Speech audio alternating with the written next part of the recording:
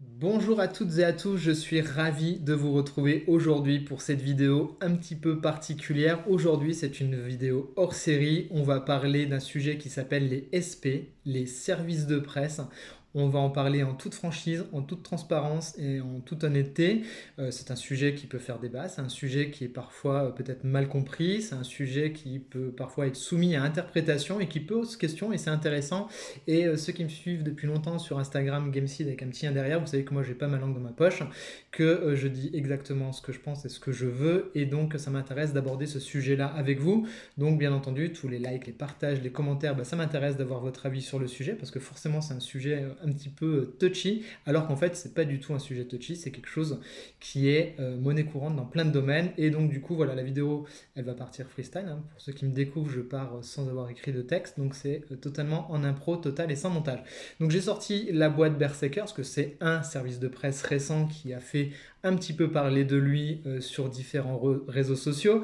Donc Berserker, c'est quoi? C'est le titre écrit par Keanu Reeves, qui est édité chez Delcourt. Donc vous avez la review sur la chaîne pour avoir mon avis sur le titre. Et donc effectivement, il est arrivé dans une boîte comme ça. Donc on a vu plein de gens faire du déballage de boîte. Je vous évite le déballage de boîte parce que ça, moi, ça, c'est pas ma came. D'ailleurs, ça fait partie des choses justement qui serait intéressant d'interroger.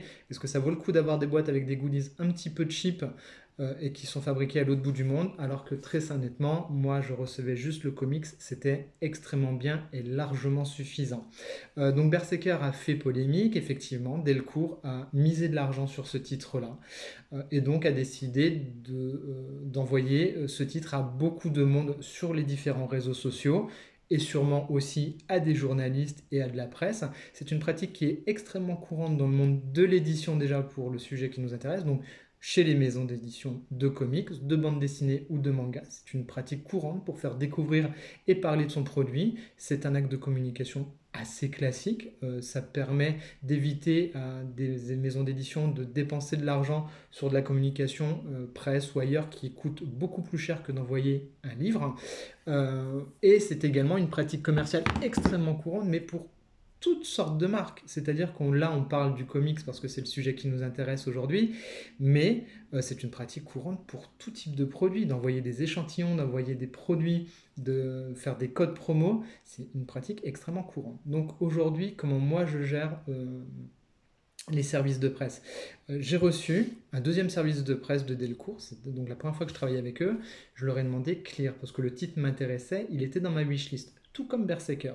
Donc pour le coup, ça c'est un des premiers points. À titre personnel, je gère mes services de presse par rapport à ma wishlist en priorité, c'est-à-dire que j'ai des titres que j'aimerais bien, de temps en temps ils me les envoient. Là c'est Delcourt qui est venu me voir, là c'est moi qui ai posé la question de savoir si c'était possible de l'avoir.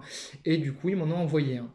Alors, du coup, comme je suis quelqu'un qui est transparent et intègre, l'argent que j'économise sur ma wishlist, et vous le savez si vous suivez la chaîne, je le remets ailleurs. C'est-à-dire que j'ai été acheter ça chez eux, qui vaut 35 euros, l'équivalent à peu près des deux titres que j'ai reçus gratuitement. Parce que c'est un titre qui a priori est très bon, c'est un titre qui a priori a du mal chez eux, et moi ça m'intéresse de découvrir à titre personnel pour ma culture, mais également si le titre est intéressant, de pouvoir en faire profiter d'autres lecteurs. Donc voilà, vous aurez cette critique-là qui sera possible, parce que Delcourt a eu la gentillesse de m'envoyer deux titres en service de presse. Également, ce qui peut arriver, ce titre-là, il y a eu une erreur d'aiguillage. Donc du coup, je l'ai reçu deux fois. Donc truc qui arrive quasiment jamais. Ce titre-là, pour ceux qui me suivent sur Instagram, il est en concours pour le faire gagner à la communauté. L'idée, c'est pas d'aller me faire du fric sur le dos des éditeurs. Jamais de la vie. Donc ce titre-là est bien en concours sur la page Instagram pour permettre à quelqu'un de la communauté de le découvrir également gratuitement pour le coup. Voilà. Et du coup, ce sera à mes frais parce que c'est moi qui payerai les frais d'expédition.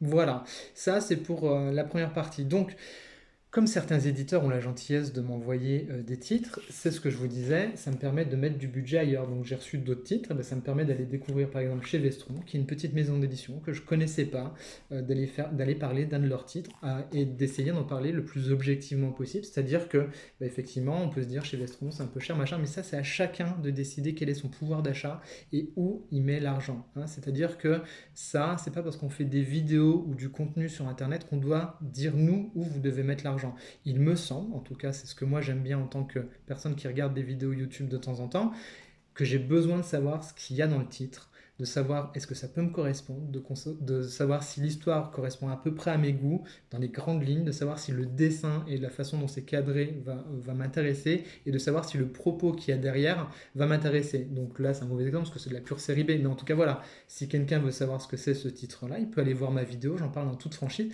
et après, c'est à chacun de savoir s'il veut mettre ce prix-là en neuf, ou s'il le met dans sa wishlist et il l'achète plus tard en occasion. C'est également des choses qui sont possibles. Euh, donc voilà, je travaille avec plusieurs éditeurs. J'ai la chance de pouvoir découvrir par exemple des titres de chez Delirium. Delirium qui est une petite maison d'édition. Sans l'envoi du service de presse, je n'aurais pas découvert Granville et je n'aurais pas pu en parler. Il s'avère que Granville est un énorme coup de cœur parce que c'est excellentissime. Voilà, je vous invite à découvrir la review du tome 1 sur la chaîne. Là, c'est le tome 2. J'ai vraiment hâte de le découvrir. Donc, j'aurais pas pu découvrir ce titre-là. De la même façon, et là, pour vous montrer comment je travaille et vraiment l'intégrité que j'essaye de mettre dans ce que je vous propose comme contenu, j'avais reçu il y a très longtemps Nemesis tome 3 chez eux.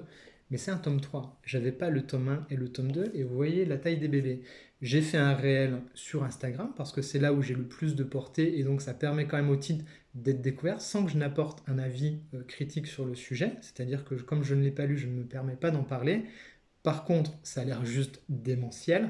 Donc, dès que j'en ai eu l'occasion, j'ai acheté le tome 2 et le tome 1, forcément. Et vous aurez donc une chronique complète de Nemesis quand j'aurai le temps de les lire, parce que vous avez vu la taille des bébés, qui sera objective. Voilà, c'est pas parce que Delirium m'a offert un titre que mon avis sera tronqué. C'est-à-dire que moi, j'ai lu les premières pages, j'ai vu, ça me correspond, je vais y aller et je vous ferai une critique qui sera la plus objective possible, même si un des titres aura été offert.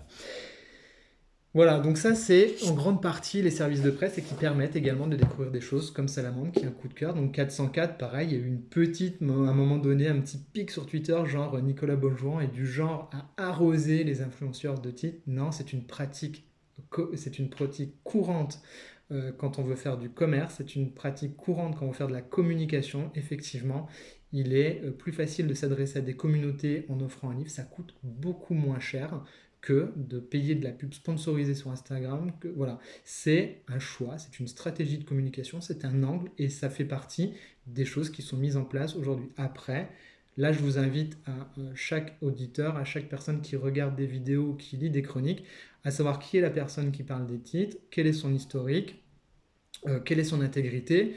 Et ça se voit, enfin ceux qui regardent ma chaîne, par exemple, vous voyez qu'il n'y a pas que des services de presse, que quand c'est un gros coup de cœur, je vous dis que c'est un gros coup de cœur, quand c'est un titre que j'ai aimé, je vous dis que j'ai aimé, quand c'est moyen, je vous dis aussi pourquoi c'est moyen. Regardez Suicide Squad par exemple, Blaze, bah, je n'ai pas aimé, et voilà, et pourtant, Urban Comics c'est un des plus gros, je pourrais faire le faillot en disant ah, regardez, je vous ai fait une super vidéo. Non, c'est pas l'idée. L'idée c'est d'essayer de vous apporter un avis objectif le plus possible, mais il y a quand même une part de subjectivité, c'est normal, parce que, bah voilà, comme je le dis dans Suicide Squad, ça pourrait me plaire à une deuxième lecture. Sur cette première lecture, j'ai moins aimé.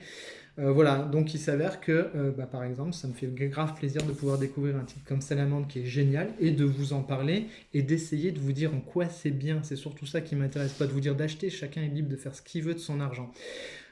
On va toucher deux limites maintenant des services de presse. Par exemple, le service de presse, c'est que ça fait plaisir. On va pas se mentir, c'est quelque chose qui est agréable dans le sens où c'est une sorte de reconnaissance quelque part du travail qui est effectué par les personnes qui font du contenu sur les différents réseaux sociaux.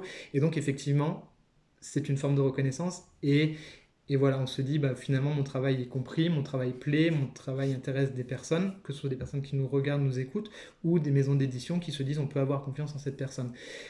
Donc les services de presse, ça demande du temps, ça demande du travail, et ça demande aussi de s'investir à minima pour rendre des choses, parce que les éditeurs ne demandent pas toujours un rendu, mais au moins faire quelque chose dans les délais. Ça, c'est important. Et donc voilà, ceux qui voudraient se lancer dans des demandes de services de presse, pensez bien que derrière, bah, ça nécessite beaucoup de temps et bah, voilà, vous n'allez peut-être pas pouvoir, si vous êtes débordé de services de presse à un moment donné. Je sais que bah, y a des gens qui en parlent souvent, qui disent bah voilà, moi j'ai eu trop de services de presse, à un moment donné j'ai même plus envie de lire parce que eh bien, j'en ai trop et je mets de côté mes lectures personnelles. Donc attention pour ceux qui veulent faire des demandes de services de presse, faites attention à ça. Je pense qu'il est intéressant de bien voir avec qui vous avez envie de travailler, des éditeurs avec qui vous avez la même philosophie. À titre personnel, quand j'ai commencé à demander un petit peu de services de presse pour bah, justement permettre d'avoir des lectures plus larges et plus variées, hein, par exemple d'avoir de la nouveauté en service de presse, ça permet d'avoir de la nouveauté, pas de parler que d'anciennes choses. Voilà, moi j'aime bien parler de tout, mais de la nouveauté, on sait que ça attire du plus de monde sur des vidéos.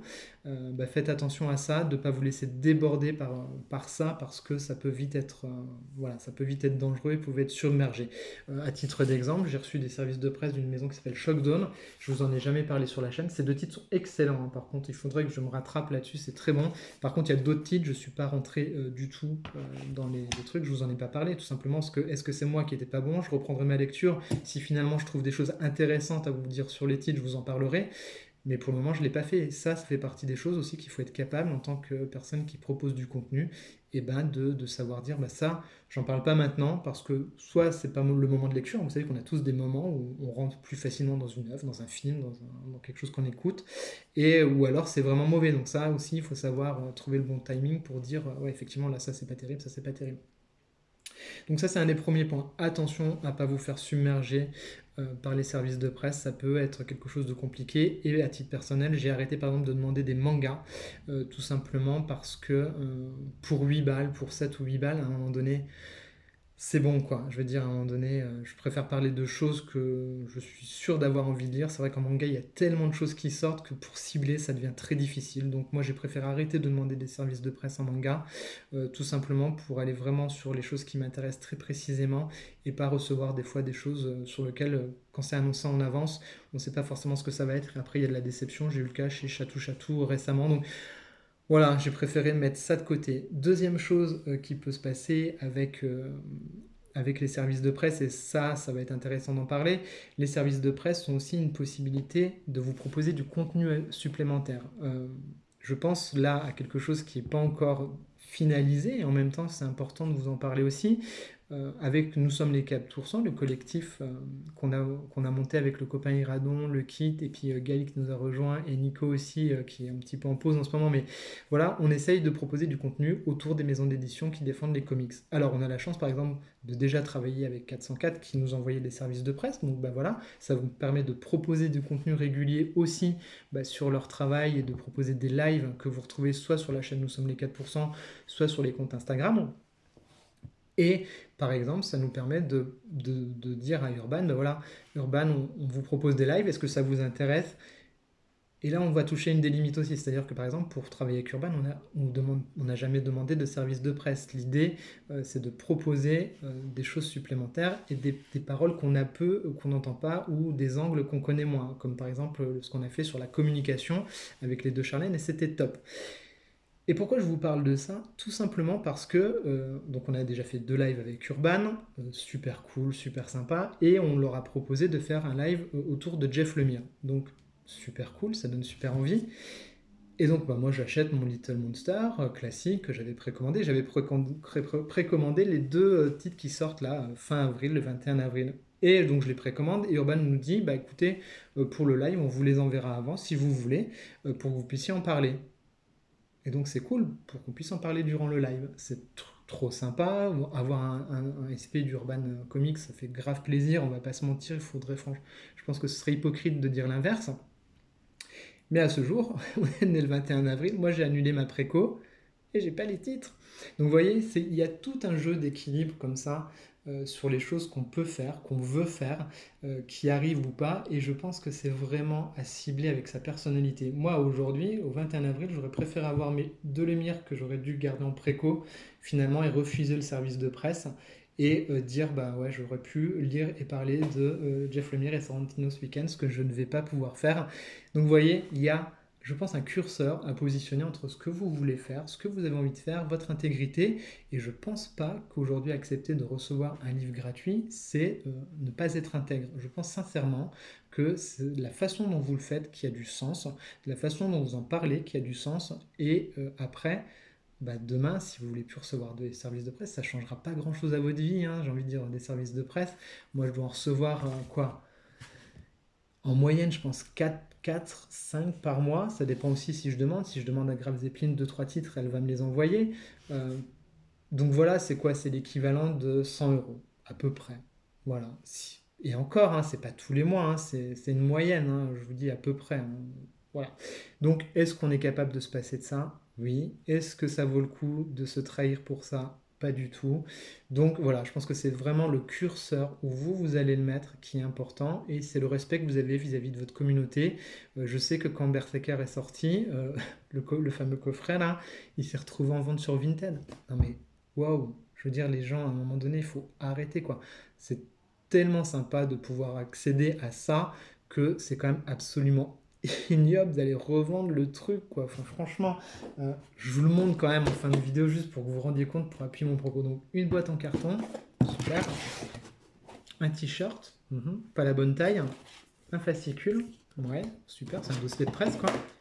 Et des trucs made in China, un petit kit. Donc j'ai envie de dire, franchement, les gars qui sont capables d'aller revendre ça, voilà, c'est ces personnes-là, effectivement, je pense, dont il faut se méfier. Euh, voilà, après, dites-moi en commentaire ce que vous en pensez. J'ai essayé de faire un tour un peu complet du truc. Si vous avez des remarques, n'hésitez pas à me dire, vous, votre rapport au service de presse, ce que vous en pensez. Euh, et voilà. Donc j'attends vos commentaires. Essayez d'être bienveillant, hein. Franchement, l'idée, c'est pas qu'on se tape sur la gueule. L'idée, c'est vraiment d'essayer d'élargir et de débattre. C'est ça qui est vraiment intéressant, un peu comme quand on fait les lives avec les éditeurs. En tout cas, voilà, ma démarche, vous l'aurez compris, c'est ce que je peux recevoir, j'essaye de le redonner d'une façon ou d'une autre à la communauté. C'est ça mon objectif, en tout cas mon point de vue à moi sur ma gestion des services de presse, c'est celle-ci. Vous apporter plus de reviews, parfois des reviews de nouveautés que je ne pourrais pas avoir, ou alors si je la reçois, ça me permet d'aller sur une autre nouveauté et donc d'élargir la proposition que je vous fais en termes de contenu. Et voilà, en étant le plus intègre possible. Donc voilà la proposition que je vous fais moi sur la chaîne, voilà mon avis sur ce sujet-là.